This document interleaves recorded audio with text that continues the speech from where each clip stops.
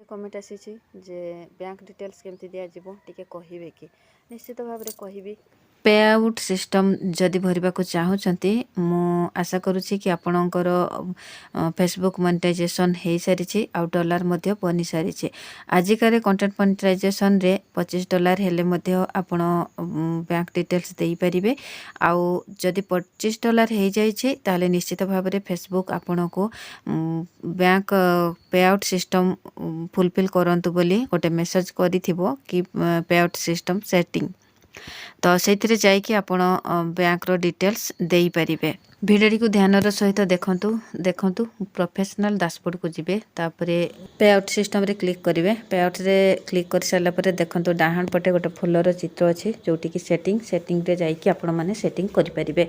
जेमति कि सेटिंग रे थाए ना थाए आपणकर बैंक डिटेल्स थाए फोन नंबर थाए आपणकर ईमेल आईडी थाए एमती डिटेल्स सब देबा को पड़े तापरे आपण सबमिट कर देबे। स्टेप बाय स्टेप आपण को देखै दउथबो बा फॉर्म फिलअप करबा पई देखै दउथबो आपण फिलअप करके सबमिट करि देबे।